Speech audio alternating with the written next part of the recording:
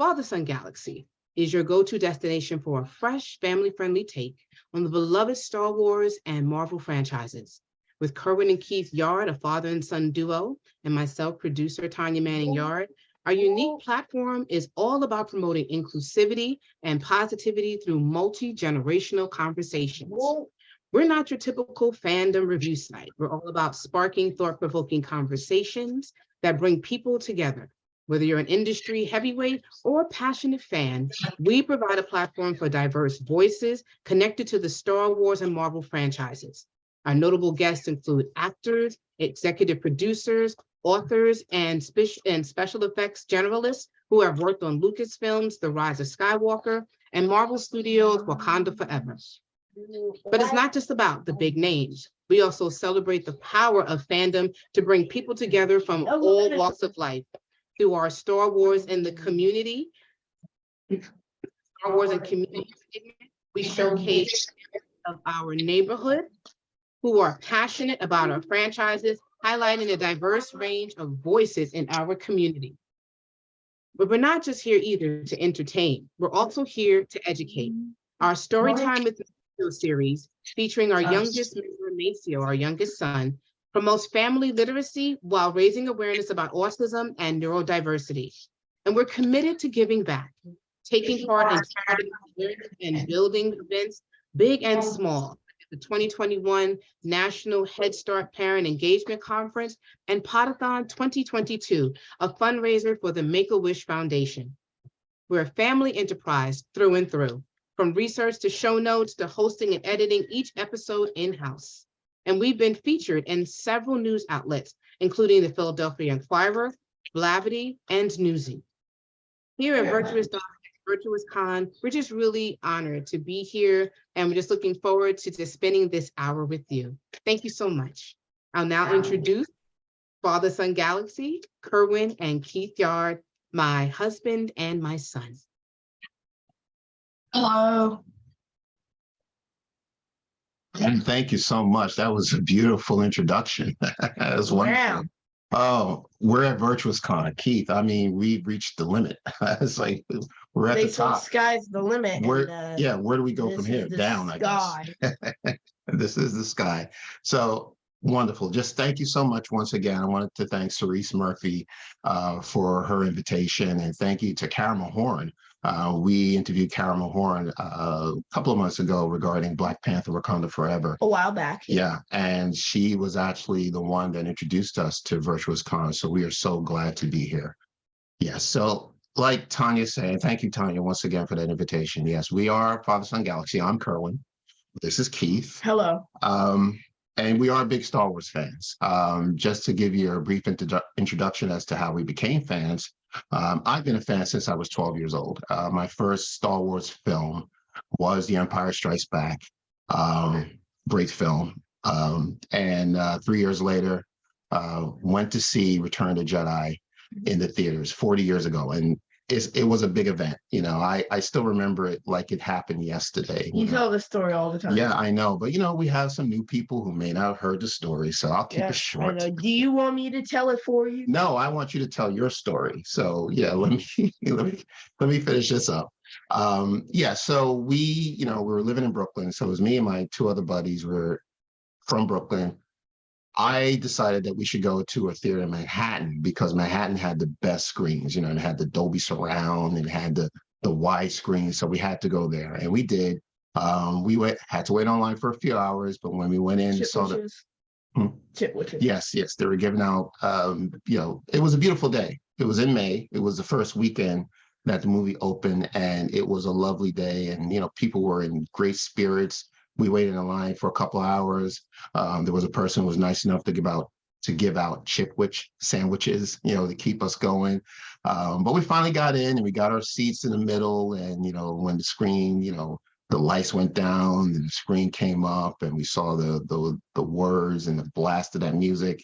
It was just something. It's a movie-going experience I have not had since then. It's the best time I've had in the theater. We were all excited about watching the final movie of the trilogy. So it started with me, and And then it continues with my son, you know. So how did you get interested or introduced to Star Wars? So the way I got introduced to Star Wars was my dad. So when I was about, what was I, 4 or 5 at the time? Yes, 4. Yeah. So I was 4 years old. My dad went to Barnes and Noble because we are a reading, writing family. I write books in my spare time personally. So dad went to Barnes and Noble and he bought all the golden books, brought them home, and then I asked my mom, "You think Keith would like these?" And then mom said, "Yeah, why not?" And I read them. I loved them. And then a few days later, I'm like, "Dad, I'm ready to watch the movies." And that was just kind of, you know, Yeah. the Force Awakens. Right. Yeah. Yeah. It's just funny because that's the movie that was out at the time, The Force Awakens, because this was about 2015. Yeah. Yeah. Yeah. This So was it the is start of the really- sequel trilogy. Mhm. Yeah. Yeah. So yeah, it's really cool. And so the reason why we created this podcast was actually started in 2021. So we're actually approaching our 2nd-year anniversary, which is exciting. But we were getting through the pandemic, not to go into too much as to what happened in 2020. There was very limited. We were limited to the things that we could do as a family. So we spent a lot more time just talking and, having conversations and just finding things to do. Like about the Mandalorian. Yes, just kind of right. Theorizing. Right, exactly. And it's just so happens that Disney Plus started in 2019. Yeah, and, just around the time of the pandemic, right. which was lucky because all we really did was binge Netflix and Disney Plus Yes, during the right. pandemic. Yeah, yes, right. Yeah. It was perfect timing that The Mandalorian came by and then we could not stop talking about it. So we were sitting at the breakfast table, we were talking about the previous episode, and Tanya, my wife, had the brilliant idea of recording us having a conversation about Star Wars. And then she played it back for us and she said, "This is pretty good. I mean, you guys should do a podcast." And I said, "No, I'm not a podcaster. I have to go to school for stuff like that. I don't have the training or the knowledge." But she didn't take no for an answer. So she actually showed a video to some of our friends on Facebook and they loved it. And Tanya took it a step further and went to Amazon and ordered this podcasting equipment with the speakers, the microphones, and the camera and everything else, and hooked it up herself. With the help of a friend from Australia, who was a podcaster. Exactly, yeah. And then I came home from work and I saw this podcast equipment put together on this table. And she says, "You, Maceo, out doing something at the time." Yeah. Because me, you, and Maceo came home at the same time. "Oh, I see. Okay. All right. So I wasn't there when mom set this stuff up. yeah, well, none of us. I think that was the plan. It says she was going to wait until we were all gone. Yeah. Here's $20. Yes. Go to read it. There you go. Just take the kids out. Just get out. Something, okay, go to Legoland. I don't care. Yeah. And then just bought $1,000 of equipment, Yeah. somehow conveniently had it all shipped while we were gone and assembled it while we were gone. Yeah. And then told us, "All right, you're going to do a podcast now." And there we go. And that's why that was it. And it's been a joy. I mean, I'm not going to run through what Tanya mentioned in the introduction, but it just opened up doors for us that I didn't have before. One of the things we're going to talk about our love for Star Wars shortly, but why we love Star Wars. But one of the things that I had to deal with as a Star Wars fan back in the 80s, Star Wars was not talked about in my neighborhood. It wasn't talked about in high school. Even through my college years, I didn't know anyone who was a Star Wars fan. No one. And even in my, after college graduation and, working in, different businesses, never ran into anyone who talked about Star Wars. And I don't know if that was, something, not shame, but, maybe it's just something that people just keep inside or they don't like to discuss because maybe they don't want people to think that they're nerdy. This is not cool to talk about I Star am a nerd. Wars. Yeah. Well, I'm such a nerd. you came at the right place and time because nerddom is just awesome, and you can proudly say, Blurred power. yeah, you could proudly say that you are a nerd. But back in, when I was younger, if you were a nerd, you were considered uncool and you were picked on, Yeah, but nerds are cool. Yes, they are. Yes, they are. So I'm just so glad that I now have you, someone that I can talk Star Wars with all the time. Yeah. All right. So why do we love Star Wars? Okay. We've always talked about how much we love it, but we never really talked about why we love it. When I saw The Empire Strikes Back, that was the first one I saw, even though it was the second film, it just took me someplace I've never been before for a film. It was just something I've never seen. It didn't look like anything in my neighborhood. It had cool spaceships. The sound was something I've never heard before. The sound effects was incredible. The visual effects was just groundbreaking. I've never heard a musical score like I heard in this film. Because you had the radio drama for the first two movies. Yeah, actually I did. Yeah, and it's even better listening to Star Wars as a radio drama because it tells you literally everything. Yes. It's twice as long as the movie. Yeah, right. And it just adds more depth. Yes, it does. It does, yes, to the story. But the characters were very interesting. I found them very relatable at the time, and still relatable, obviously. Like, look at Luke. He went from a farm boy with big dreams out of this world to becoming a pilot out of this world. Absolutely. Dreams do come true. Yeah, right. And he was just a farm boy, right? And he had maybe a longing to do something else, but he didn't know what exactly it was. He just knew that he had a calling to do something bigger than just being on this island, this rock that he would call it, and everyone has gone through that. I feel, like, okay, well, what is my purpose? Why are we here? So that was the theme to me with the Star Wars. And not only that, and of course, you got the action and the, like I said, the sound effects and the pew pew pew, and the villains versus the heroes. It's like a fairy tale, and you just had to, root. You knew who to root for, but you loved the villains just as much as you did the heroes, and that was okay.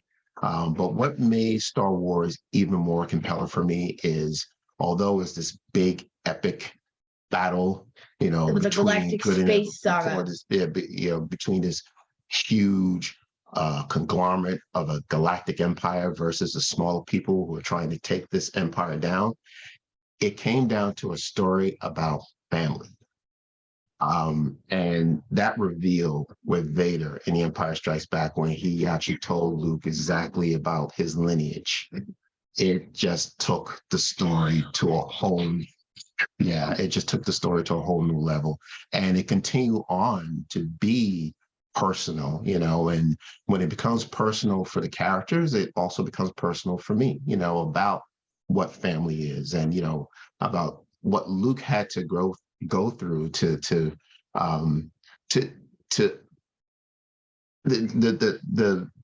different the grief and the shock and the horror that he had to go through, the different phases, and then come to acceptance eventually to understand, yes, okay, well, this is my father, but I know there's still good in him.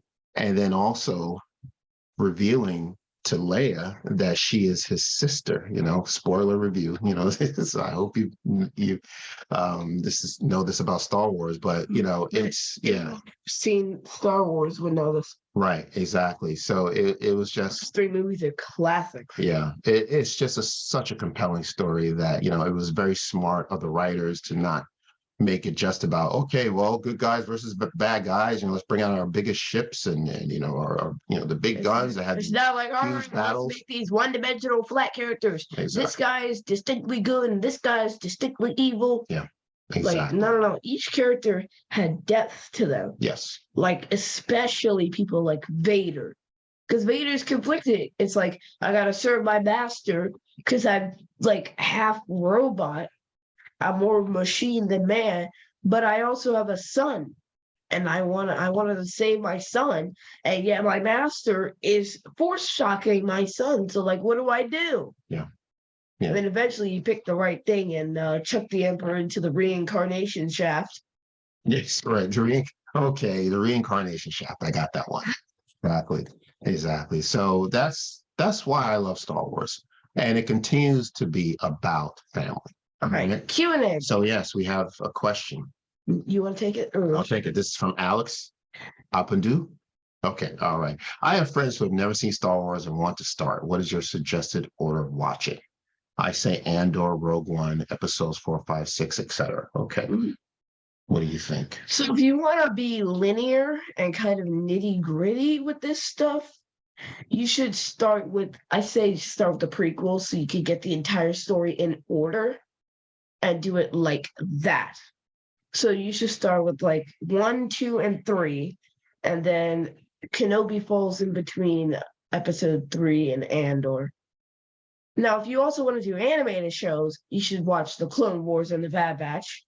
I know this is sounding kind of loaded right now, Mhm. but 1, 2, Clone Wars, 3, Kenobi, Andor, Rogue One, 4, 5, 6, 7, 8, 9.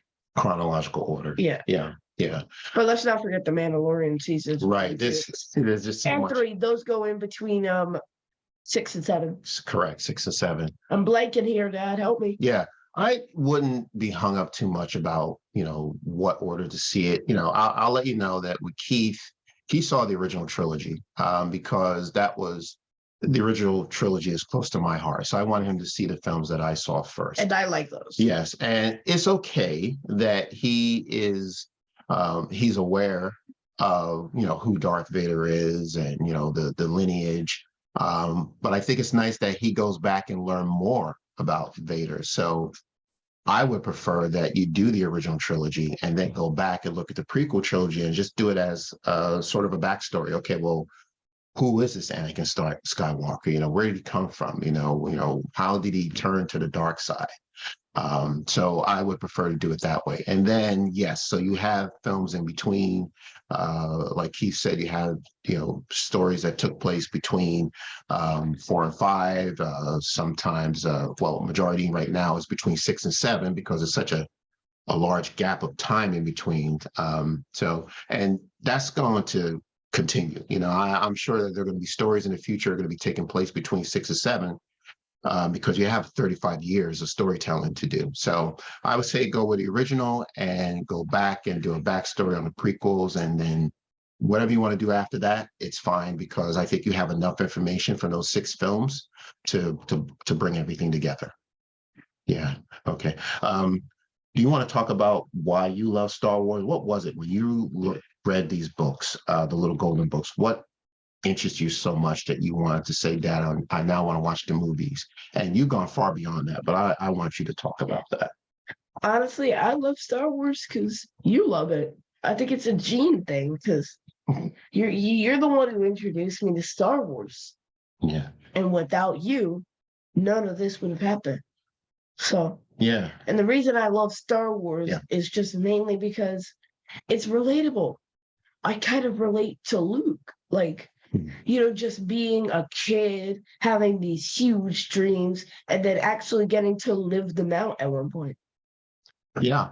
Yeah. And it's such a, as the years go by, what the smart thing that the creators are doing is just building this world, this galactic, this galaxy, and adding characters and adding not just, like you said, one-dimensional characters, but adding layers to the characters.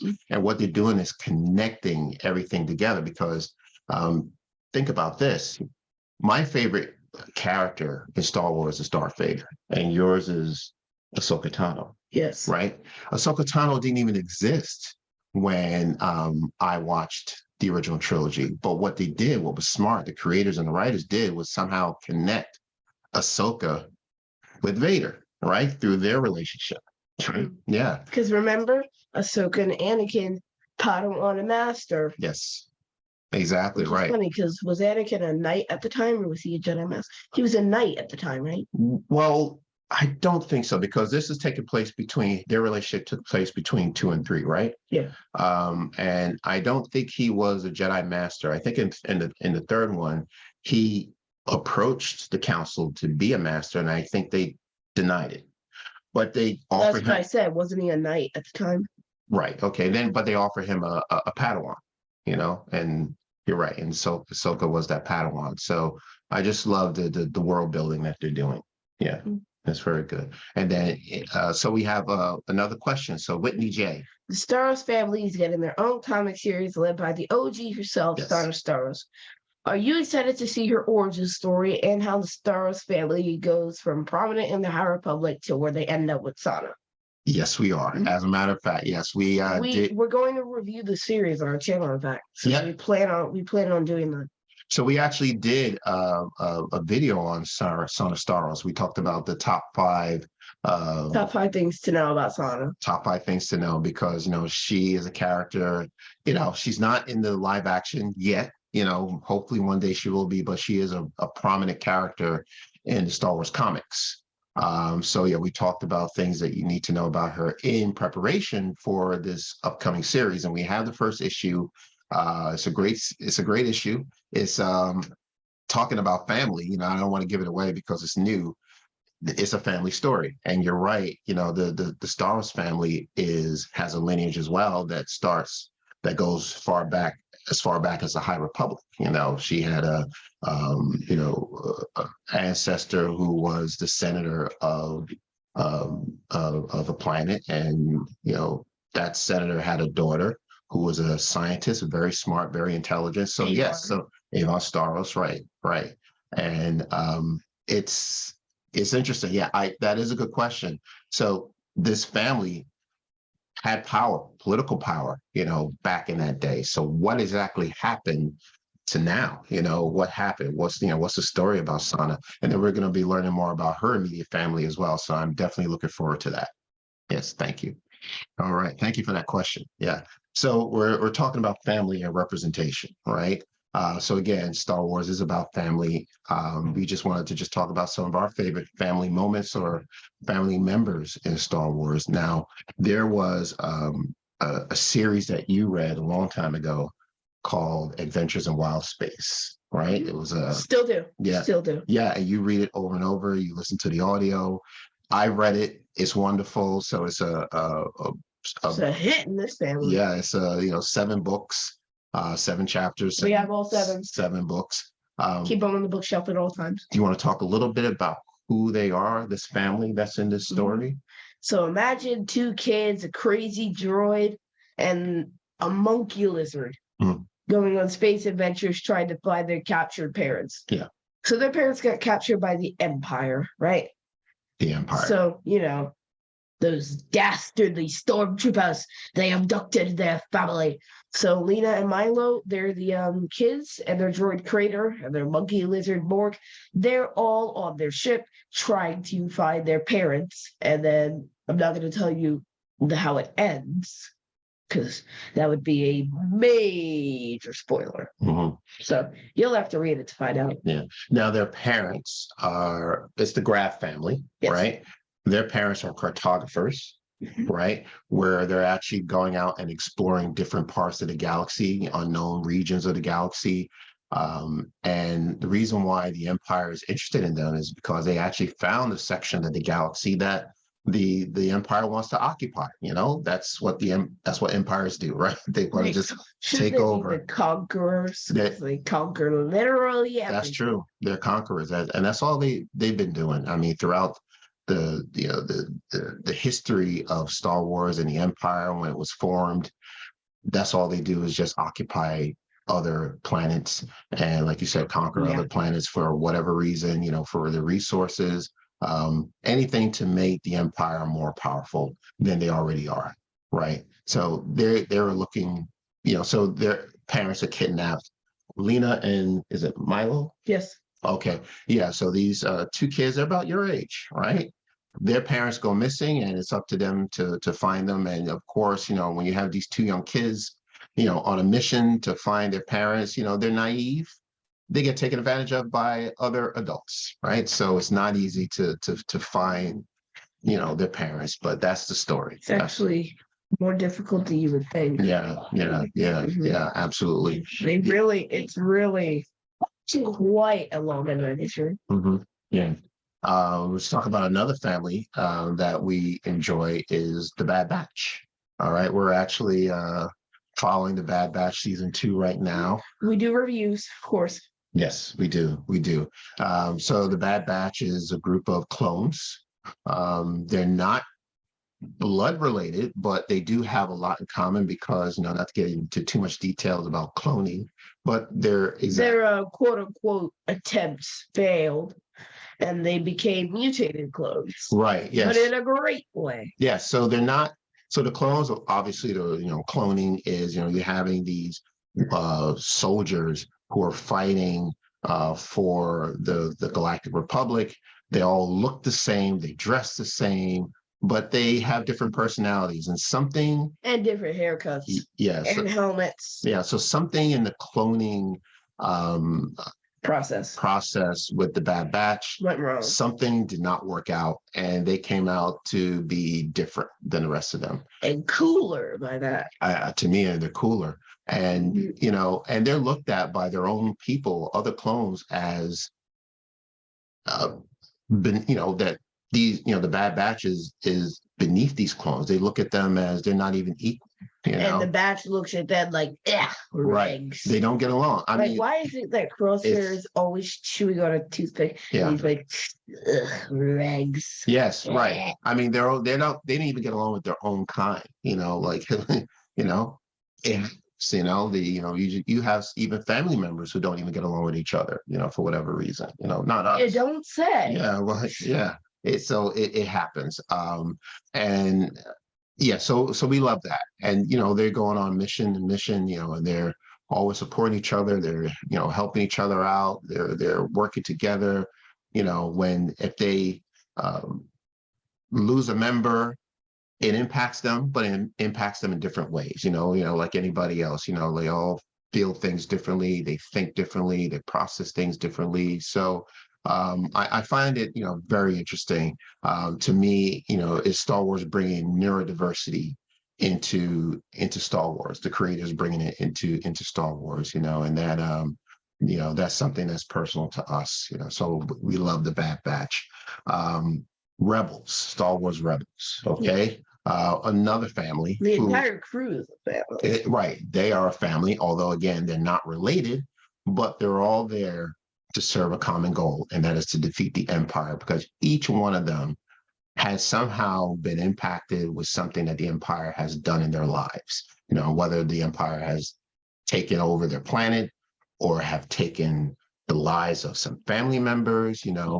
They're brought together, this crew, with Ezra and Kanan, Sabine and Hera, Chopper, Zeb. They're all brought together just for that reason to, because they feel that, okay, yeah, we're the little guys, but we have enough strength and power and belief that we can take on this big conglomerate, right? This big oppressor. Yes. Yeah. Yeah. I'm not sure what does conglomerate mean. Okay. Well, it's few words I don't know what. Well, it's usually it's in terms of corporations. When you have a corporation that is just buying up everything, and then they're the ultimate power, and then no one else offers what they offer, which is okay. Yeah. All right.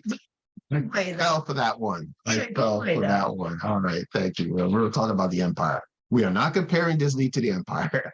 No, Disney right, Disney shaped the Empire at one point, but they are not the Empire. Yeah, they are not the Empire. So we just want to make that clear.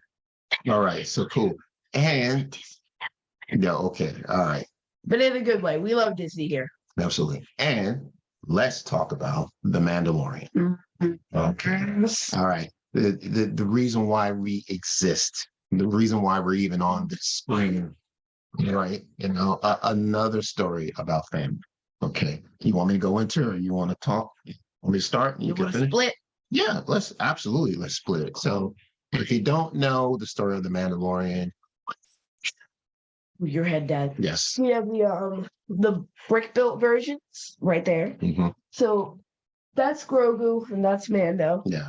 As I don't know if you can see that, but Mhm. there. Yeah, we got a lot of stuff Yeah, back we there. love but Grogu. yeah.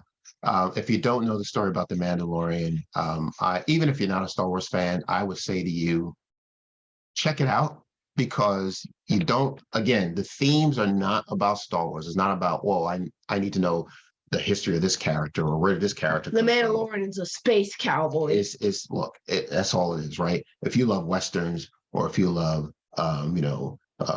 people who come into the town and just take over and get Mhm. things done, Yeah, just like that's the Mandalorian. wow, That's it. wow, You know, all you need is that Western theme, and he has one. But again, you're thinking the Mandalorian is about one thing, and it turns out to be something more personal. All right. So season 3 is starting up in a few days, March 1st. We yeah, that's can't wait actually for like that. But what, 2 or so days. yeah, but it's Great. it's another father-son story, and it's a wonderful story because Din Djarin, who's a Mandalorian, was sent on this mission to find this child, right? He's a bounty hunter. That's what bounty hunters do, find people. And all he had to do was deliver, find this child and deliver it to the person who's looking for it, and he gets paid, right? And then that's exactly what he did. But then when he found the child and he looked in this child's eyes, and if you don't know who Grogu is, I'm sorry. I'm sorry, you're gonna have to leave yeah, now. you should know who Grogu is. It was called Baby Yoda before we knew the name of the species Or the child. of the child. But as soon as he laid his eyes on that child, something changed in him. And then when he took it back to the buyer, he wanted to know, well, what's going to happen to this child? And the buyer says, well, none of your business. What's going to happen to this child? And that raised a red flag for him. And he thought maybe this child's in danger, and he goes and saves the child. And now he and the child are on this mission, trying to live their lives as, father and son. Yep. Yeah. It's a wonderful story. Once again, it's back to family. And I'll try to get through this without tearing up. But the second season, that ending, where he needed It's like a father sending their kid off to college. right. Yeah, that's what it feels like. When you're if you're a point in your life where you're a parent and you have to let your child go for whatever reason, whether they're you're walking your child down the aisle, or you're sending your child off to college.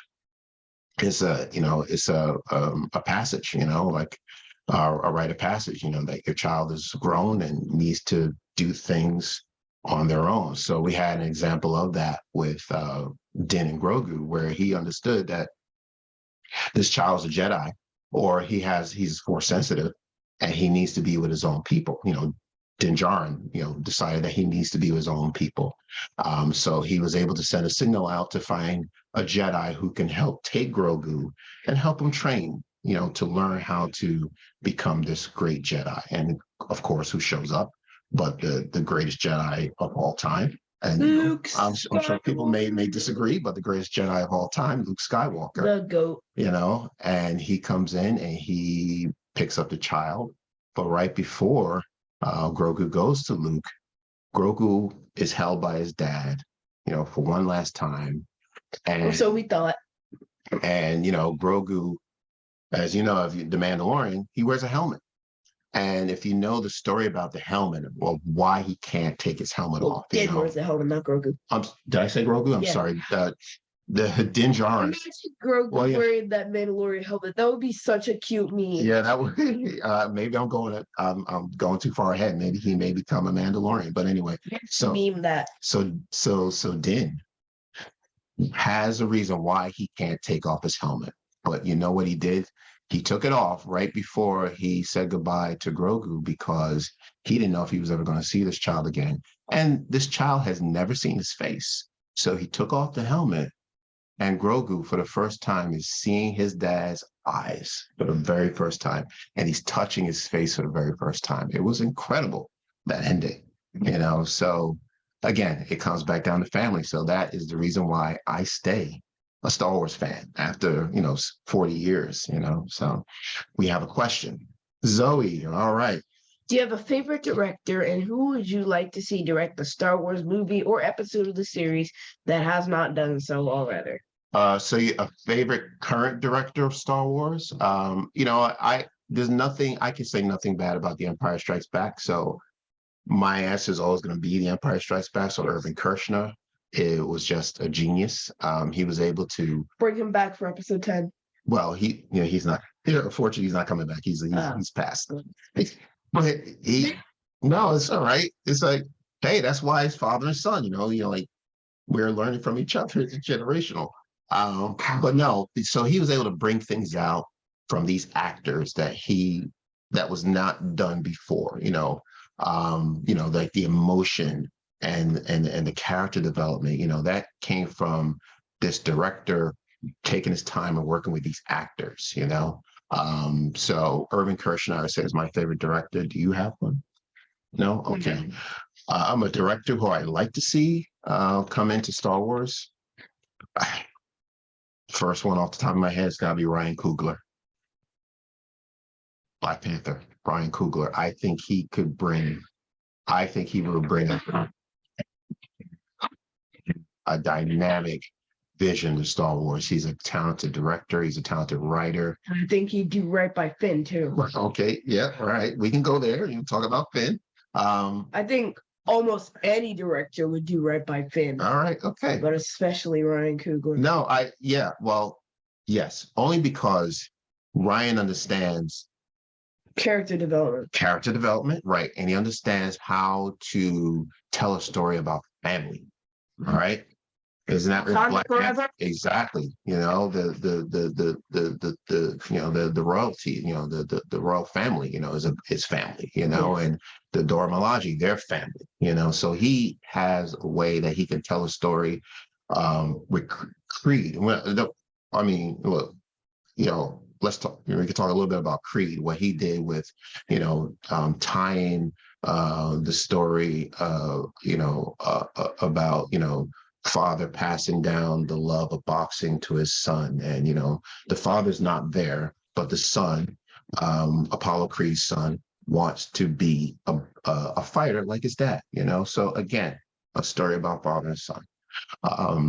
So yes, absolutely, Ryan Coogler. Yeah. Mm-hmm. Yeah, I agree. So one other thing that we, of course, we have many loves. Star Wars is, that's our platform. We talk Star Wars. We do talk Marvel. We love Marvel. The MCU is just, it's amazing to discuss. But you also are a Lego fan. You're into Legos. Yeah. We see that back there. Yeah. Razor Crest. Mm-hmm. Yeah. Kids. Right. The domo from the so, land. Yeah. So I also custom built sand dunes for Luke because I have way too much time on my hands. Yes. So every once in a while we would cover Marvel, and currently we're talking about Moon Girl and Devil Dinosaur. So that's if you're into that, again, about family, it's there's a theme here, so we love that series, and we already saw the first 6 episodes. Yes. So, if you're interested in, listening to what we have to say about that show, you can actually tune in and find us as well. All right. So one other thing that we want to talk about is what else? Talk about this platform, So yes, we love talking about Star Wars. We love talking about Marvel, but what else do we love talking about? We enjoy discussing reading. We love, we're a family that loves to read. And as I said earlier, we have a child who is on the spectrum, and he loves to be read to. He also loves reading. And he also loves reading as well. And what what we like to do is to just have a platform to just show how important it is to read to neurodiverse children. All right. And that's when we started Storytime with Maceo. Right. So Storytime with Maceo. Maceo is our youngest member of the family. If you ever have a bad day, you're feeling down, and you just want something to pick you up, find Storytime with Maceo, put it in the YouTube search, and especially find one where his mother is reading to him. Like Tanya's voice is like golden. That's It my brings you comfort and peace when she reads a story to Maceo and you're hearing the story for yourself. It's a great joy. So we mom is just basically taking over story time with Maceo. so we just encourage you to just go ahead and just find a story time with Maceo. So that's something we love to do as well. And we hope we can just bring that to more people, bring it to schools, bring it to churches. It's funny. Yeah. Mom used to be behind the camera like all the time. True. And never really got to be on the podcast. So now through Storytime with Maceo, the super producer can now be a super podcaster. Yes, she can. Absolutely. She is wonderful. She is so talented. So yeah, I know. Guess who became the producer for those episodes? Would that be you? No, it's the block of cheese I kept in the fridge. Oh, okay. All right. Oh, boom, boom. I put it in front of the You just told a joke. and it just starts mashing. Keith just told a joke. All right, thanks. All right, that's cool. That's cool. See, at least I kept my dad jokes. I haven't really told a dad joke, throughout this whole session. Oh boy. You should be proud. Hey Dad, Yeah. You want to hear a dad joke? You're gonna tell me a dad joke? Okay, all right. We're coming up to our time, but tell me a dad joke. What happens when your friend David loses his ID? I don't know. What happens when your friend David loses his ID? He becomes Dave.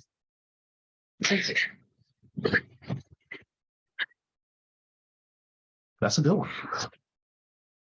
That's a good one. That's a good one. That's all right. That's a good one. All right. Wonderful. Thank you so much. Thank you so much for that one. So once again, we were just so thrilled to yes. This is You good? yeah, so Drink some water. I'm fine. I'm fine.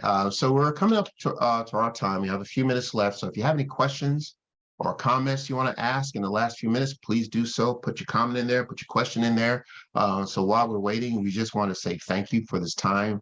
We truly enjoy this. As you can tell, we love talking about Star Wars, and we could talk about it for the next 6 hours, but I don't think Virtuous Con would allow that. So we're just gonna go. Yeah, because Yeah. Dad could talk for 6 hours. Yes. Heck, he could talk for a year. I mean, So how about in the meantime, if you could just tell people where they can find us? So if you'd like to listen to us, we are wherever you get your podcast, whether it be Apple, Spotify. I think we're on Audible. Yeah, we're on Audible too. So you can listen to us there and Amazon Music, because Amazon Music, I don't know. So social is Facebook, Twitter, and Instagram, all at Father.Son.Galaxy. Our website is Father.Son.Galaxy.com. We have a merch store, which is Father.Son.Galaxy.myspreadshop.com. We sell some mugs as well. Mugs, yes. We have t-shirts. We have sweatshirts. Yeah. Dad's wearing one. Yes. I forgot mine. I just wore. No, that's fine. That's fine. Yeah. So yeah, please check us out. Yeah. All right. So just checking to see if there are any more questions or comments. I don't believe so. Okay. Well, once again, I think that's it then. All right. So this has been a joy, an absolute pleasure speaking to you, and check us out. You know where to reach us, connect with us, at a later time, but thank you again. And let me see, the producer is writing some notes, so I just want to make sure that we get her notes before we sign off. Yes, if we have more time, can we hear your review of Boba Fett? Oh, yes. So I'll review of Boba Fett. Yeah. Okay, yeah, sure. Boba Fett. Oh, wow. So the show or the character? Okay, I didn't see the question. It's just in general about Boba Fett. I think it would be the show. So yeah, okay. Boba Fett was a great show. So I think it was a fantastic show. 9 out of 10.